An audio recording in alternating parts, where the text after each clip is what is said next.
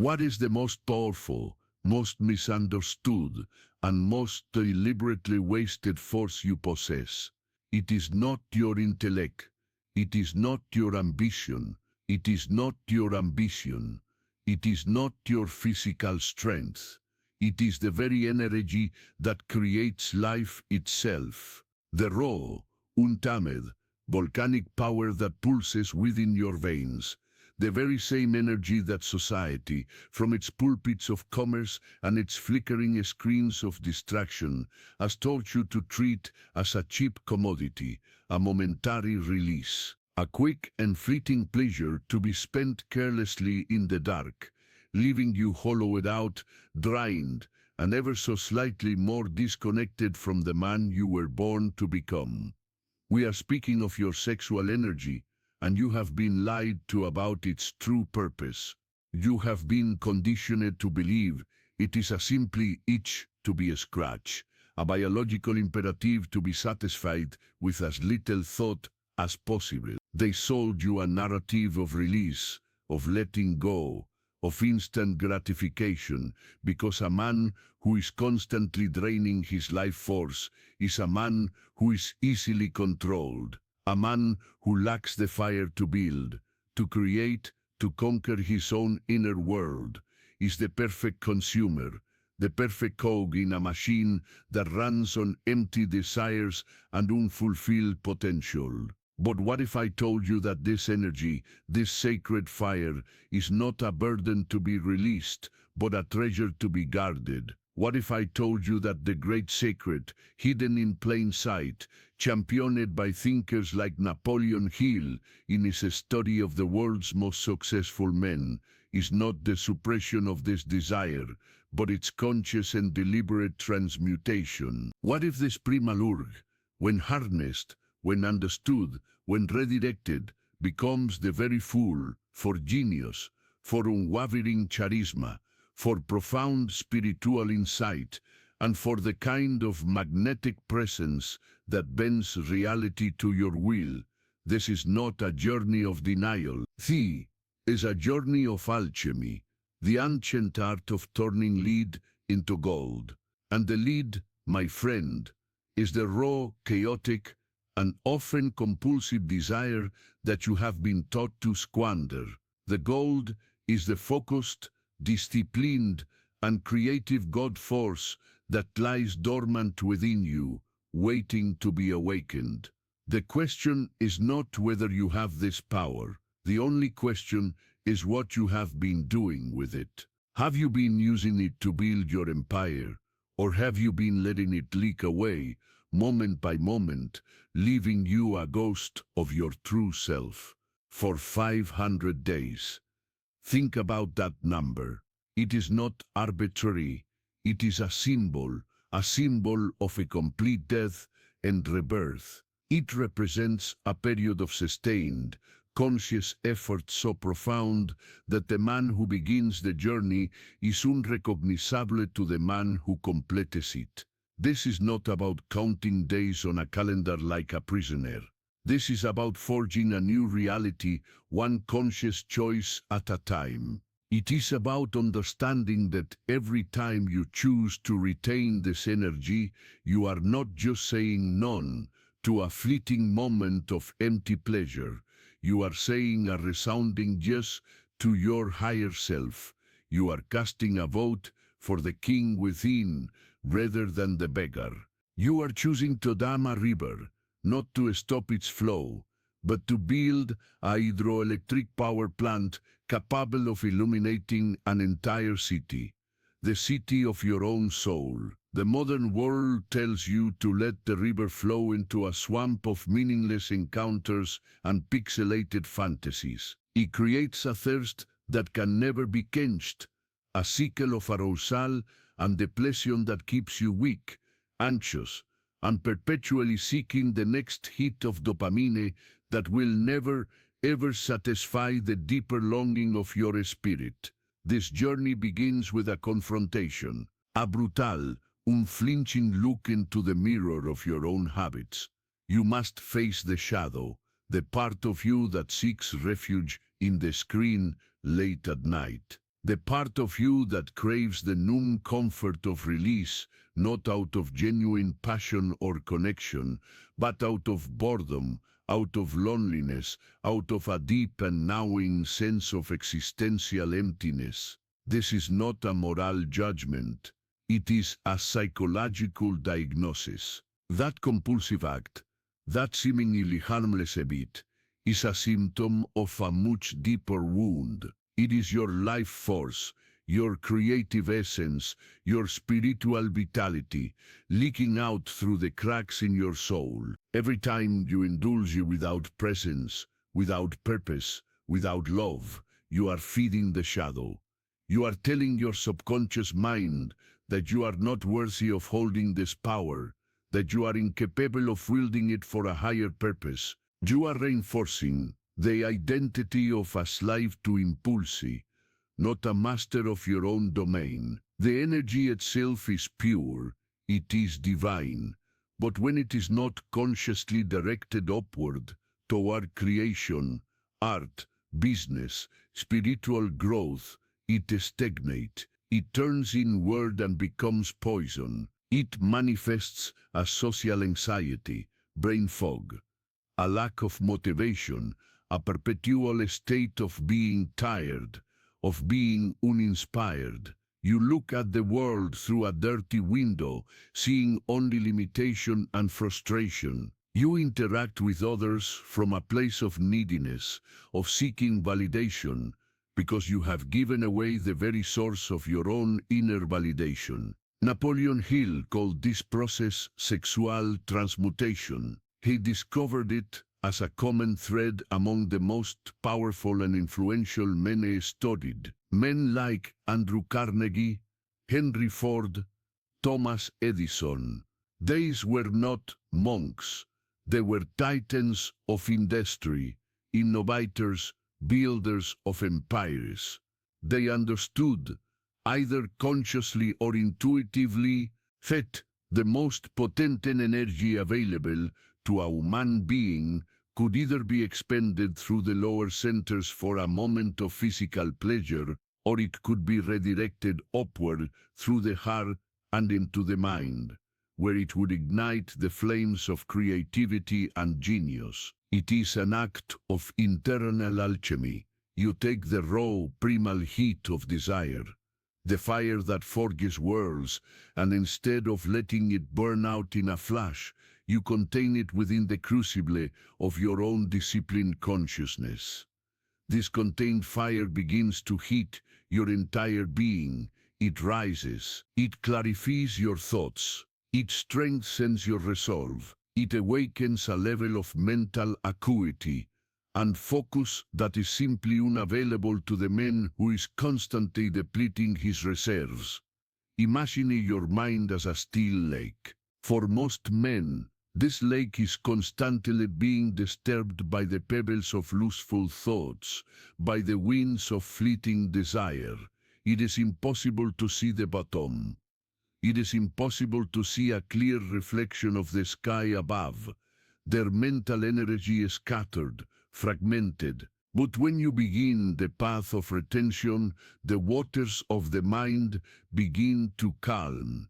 The constant, nagging chatter of the lower self begins to subside. A profound stillness emerges. And in this stillness, clarity is born. You begin to see solutions to problems that once seemed insurmountable. You begin to receive flashes of insight, creative ideas that seem to come from a source beyond your own limited intellect. This is what Hill meant by tapping into infinite intelligence. You are not creating this intelligence, you are simply creating the internal conditions to receive it. Your mind, no longer clouded by the fog of constant depletion, becomes a clean and polished antenna, capable of picking up signals from a higher frequency of thought. Your work becomes inspired, your conversations become more profound, your decisions become infused with a wisdom that feels ancient and true. And then something else begins to happen. your physical presence changes. This is not just a matter of confidence. It is a palpable shift in your energetic signature. The retained life force begins to saturate every cell of your body. Your eyes become brighter, clearer, more magnetic. People will notice it. They won't know what it is, but they will feel it. They will say you look different, that there is a certain light about you. This is the aura of contained power. When you speak, your voice carries a new resonance, a new weight. It comes not from your throat, but from your core. It is the voice of a man who is fully inhabiting his own body, a man who is not energetically fractured. Women will feel this on a primal, intuitive level. It is not about using tricks or lines. It is about a fundamental shift from a needy, seeking energy to a full, radiant, and self-contained energy. You cease to be the hunter, desperately chasing, and you become the lighthouse, grounded, powerful, and effortlessly attracting what is meant for you. Your presence becomes a gift, not a request. This is the magnetism Hill spoke of.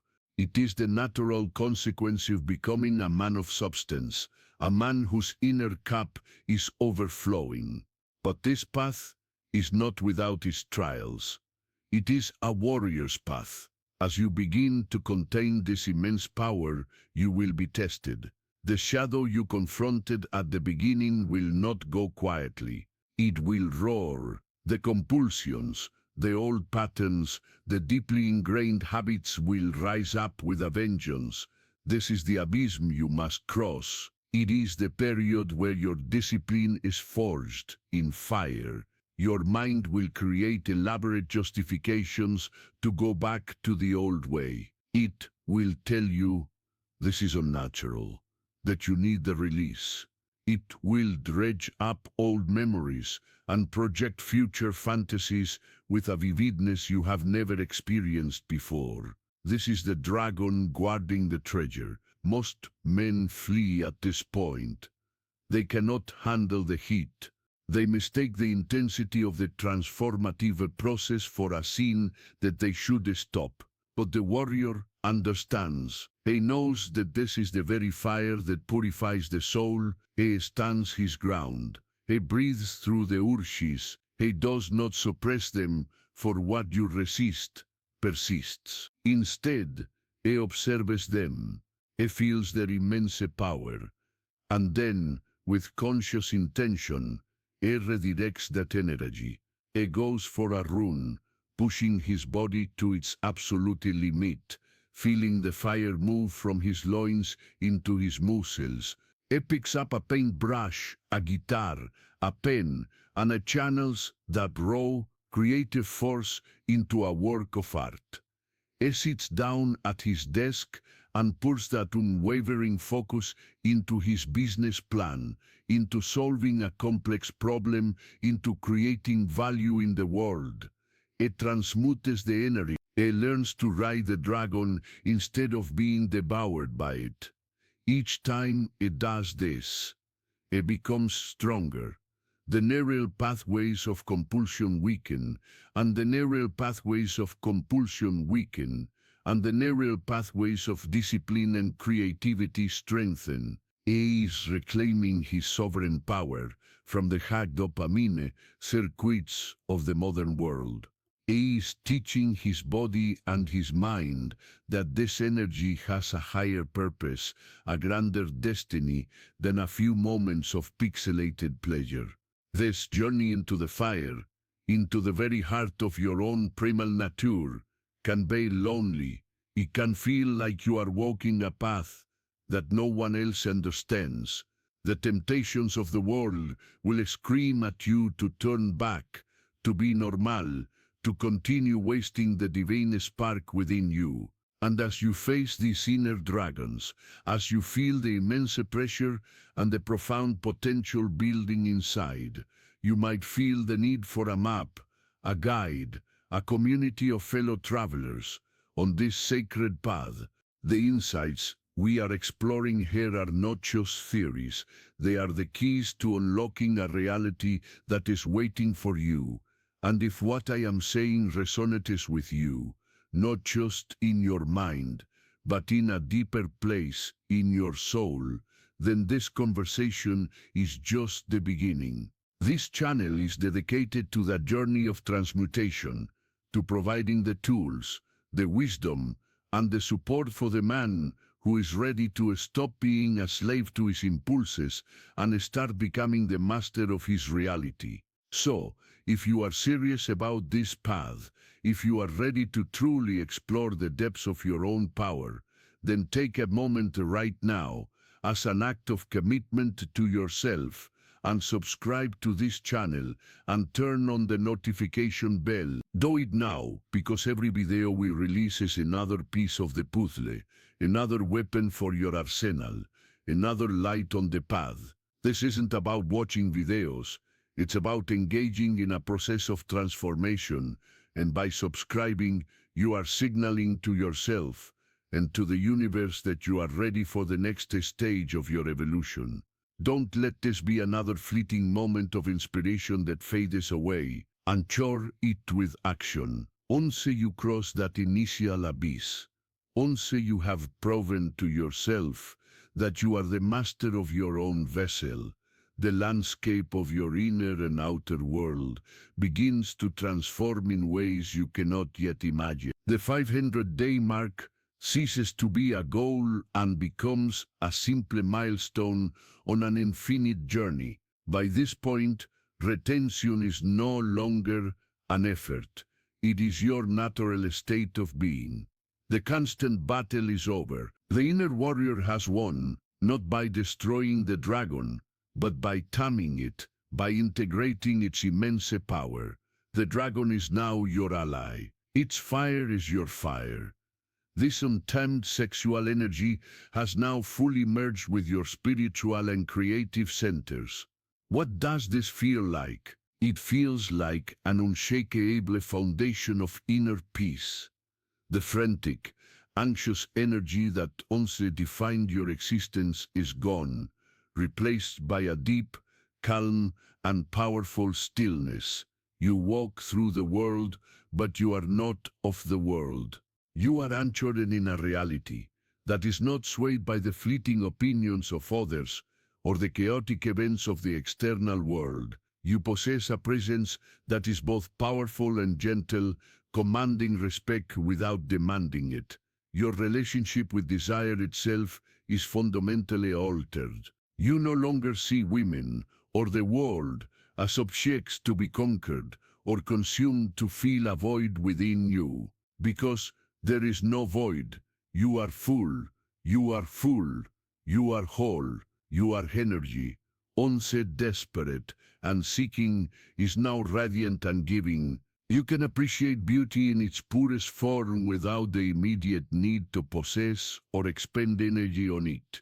This creates the foundation for a much deeper, more profound form of connection, a sacred union. When you do choose to share your energy with a partner, it is not from a place of compulsion or neediness, but as a conscious, sacred act of love and creation. The act itself is transformed from a frantic, depleting release into a shared energetic experience that elevates both partners to a higher state of consciousness. It becomes a form of meditation, a dance of masculine and feminine energies that can lead to profound spiritual awakenings. Financially, the effects are undeniable, but they are a byproduct, not the primary goal.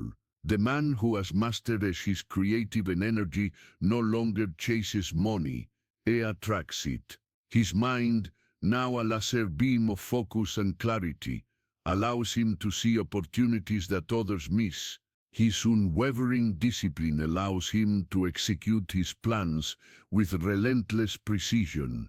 His magnetic charisma makes him a natural leader, drawing the right people and the right circumstances to him. He creates value effortlessly because he is tapped into the very source of creation itself.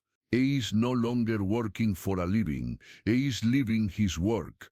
His purpose and his actions are one and the same. Money becomes a tool, a natural consequence of the immense value he is pouring into the world, a world which he is now actively shaping according to his vision. This is the essence of what Napoleon Hill observed. The most successful men were not the most lustful, but those who had learned to channel the fire of their loins into the fire of their loins, into the fire of their ambition and their genius. And what of the soul? This is the deepest transformation of all. After 500 days of consciously redirecting your life force upward, you begin to experience a direct and undeniable connection to the divine. The veil between the physical and the spiritual world thins. You start to experience synchronicities, moments of profound meaning and connection that defy logical explanation. Your intuition becomes razor sharp, a guiding voice that never leads you astray. You begin to feel a sense of purpose that transcends personal gain. You realize that this journey was never just about becoming more successful, more confident, or more attractive. It was about remembering who you are. It was about reclaiming the divine power that is your birthright. You understand that the universe is not something separate from you. It is flowing through you. The creative energy you have been cultivating is the very same energy that creates stars, that pushes galaxies apart, that animates all of life. You are a custodian of this sacred fire, and your life becomes an expression of its potential. The man at the end of these 500 days looks back at his former self with a sense of compassion, as one would look at a lost child. Ese is a man who was trapped in a cage of his own impulses, a man who was living a fraction of his potential, a man who was looking for light in all the wrong places. He does not judge this former self, he honors him, for it was the pain and the emptiness of that existence that provided the fuel for this great alchemical work. He had to descend into the shadow to discover his own light. He had to be a slave to understand the true meaning of freedom. He had to waste his power to learn its infinite value. So, this is the ultimate secret. The man who masters his sexual energy is not the one who denies it, represses it, or fears it. That is the path of the ascetic, a path of negation. The true master is the one who embraces it fully, who feels its volcanic power, and who, through sheer force of will and conscious discipline, reads that wave of energy all the way to the highest centers of his consciousness. It does not extinguish the fire, it builds a temple around it. It does not kill his inner beast, it tames it and places a crown upon its head. He understands that the same energy that can create fleeting, carnal pleasure can also create timeless art, build lasting empires, and awaken the soul to its own divinity. It is all the same river of life. The only choice you have is where you direct its flow. Your journey begins now. Not tomorrow, not next week. It begins with the very next choice you make. The choice to recognize the sacredness of the energy you carry. The choice to see every urg, not as a command to be obeyed, but as an opportunity to be transmuted. The choice to turn away from the empty promises of instant gratification and to embrace the challenging but infinitely rewarding path of the inner alchemist. This is your great work, to transform the lead of your base instincts into the gold of your divine potential, to stop leaking your power into the sands of meaninglessness and to start building your kingdom with it. The fire is within you. It has always been there, waiting. Will you let it burn you down, or will you use it to light up the world? The choice, as always, is yours. You are the fire. You are the warrior. You are the king who has been in exile for far too long. It is time to come home.